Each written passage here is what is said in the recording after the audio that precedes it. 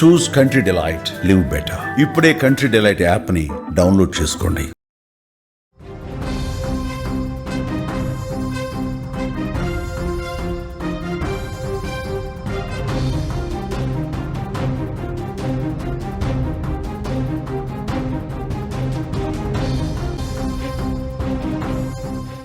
గణపతి విగ్రహాన్ని తీసుకెళ్తూ ఉండగా ప్రమాదాలు సంభవిస్తున్నాయి. విద్యుత్ ఘాతానికి గురై పలువురు దుర్మరణం చెందారు. కామారెడ్డి జిల్లాలో ఓ యువకుడు మృతి చెందాడు. మరో యువకుడికి తీవ్ర గాయాలైనట్లు కూడా మనకి సమాచారం అందుతోంది. వినాయక చవితి నేపథ్యంలో మండపాల్లో ప్రతిష్ఠించేందుకు గణేశుడి భారీ విగ్రహాలు తీసుకొస్తూ విద్యుత్ ఘాతానికి గురై యువకులు ప్రాణాలు కోల్పోతున్న సంఘటనలు పెరిగిపోతున్నాయి. తెలంగాణలో ఇప్పటి వరకు కూడా 4 ప్రాణాలు కోల్పోయారు. హైదరాబాద్లో కృష్ణాష్టమి వేడుకల్లో ప్రమాదం జరిగి 6 చనిపోయిన గంటల్లోనే రాష్ట్ర వ్యాప్తంగా ఈ ప్రమాదాలు జరగడం తీవ్ర విషాదాన్ని నింపుతోందని చెప్పుకోవచ్చు. కామారెడ్డి జిల్లా ఆరేపల్లి శివారులో జరిగిన ప్రమాదంలో సిరిసిల్లకు చెందిన కొమ్ము లక్ష్మీనారాయణ అనే యువకుడు మరణించాడు. సిరిసిల్ల జిల్లాకు చెందిన విశ్వనాథ గణేష్ మండలికి చెందిన సభ్యులు గణపతి విగ్రహాన్ని తీసుకొచ్చేందుకు నిజామాబాద్ జిల్లా పెరికిట్ గ్రామానికి బయలుదేరారు. వినాయక విగ్రహాన్ని కొనుగోలు చేసి సిరిసిల్ల జిల్లాకు బయలుదేరారు.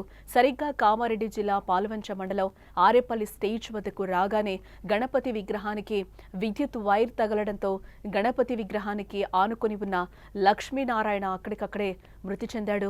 సాయి కుమార్ అనే మరో యువకుడు కూడా తీవ్రంగా గాయపడ్డాడు.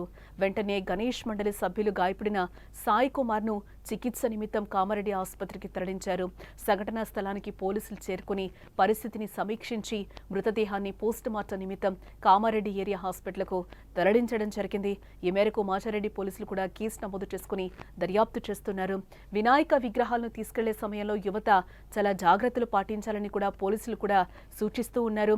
మొన్న కృష్ణాష్టమి రోజు కూడా ఏ విధంగా ఎలాంటి ఘటన జరిగిందో కూడా మనం చూసాం. అనుకోకుండా కరెంటు వైర్లు తగిలి కూడా అప్పటికప్పుడు ఒక 4 చనిపోయిన పరిస్థితి కూడా మనకు కనిపించింది.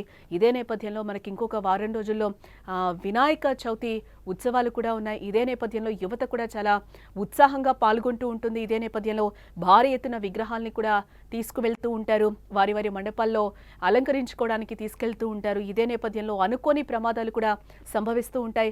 కరెంటు వైర్లు ఎంత ఎత్తున్నాయో కూడా మనం చూసుకోవాలి. అనుకోకుండా ఇలాంటి ప్రమాదాలు జరుగుతూ ఉంటాయి. ఒక పక్క మనం ఆనందంతో ఆ వినాయకుడి విగ్రహాల్ని తీసుకెళ్తూ ఉంటాం. బట్ ఇక్కడ కూడా కేరింగ్ అనేది చాలా అవసరం.